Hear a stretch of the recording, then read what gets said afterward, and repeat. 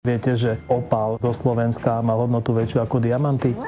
Drahý opál je drahokamom všetkých farieb. Kameň má za sebou ohromnú a značnú históriu. Je opál vzácnejší ako diamant? Áno, je vzácný najmä tým príbehom, ktorý za ním stojí. Tak jeho cena je neporovnateľná. Čím viac farieb to napočítam. Áno, keď to tak zoberieme, dá sa povedať. Koľko máš tých kníh?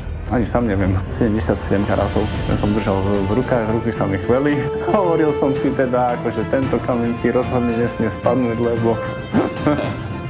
Čaute banda, vítam vás v ďalšej časti. Dnes sa Filip rozprával s Petrom Semrádom, ktorý je špecialistom na opál. Môžeme?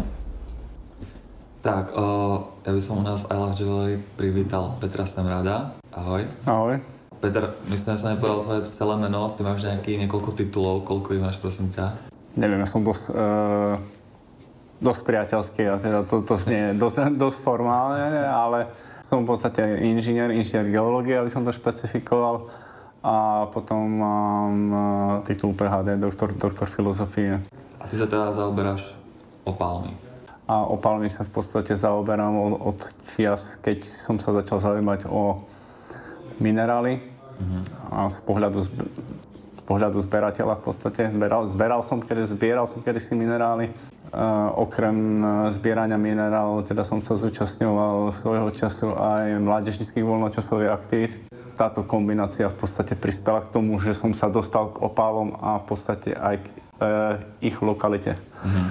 A keď sa bavíme o tej lokalite, tak kde sa vyskytujú opály? U nás na Slovensku teda sa opály vyskytujú na mnohých miestach.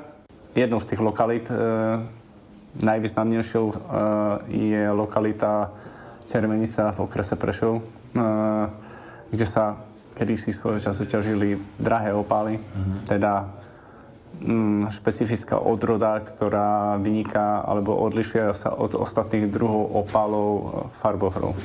OK. Toto vieme považovať za slovenský opál.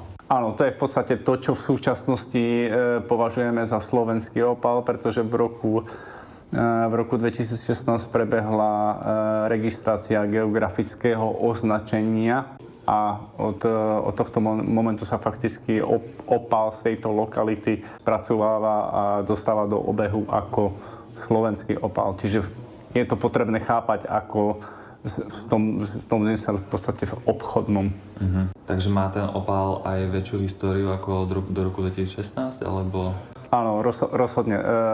Príbeh slovenského opálu je príbeh, ktorý začína skutočne v dávnej minulosti. Nerad by som špecifikoval, kedy presne, pretože nemáme žiadne presvedčivé dôkazy, kedy sa v podstate tá systematicky zameraná činnosť človeka na získavanie toho kameňa z tej lokality, kedy začala. Niekde na počiatku to nebol drahokam, ktorý by bol v komerčnom styku označovaný ako slovenský opál.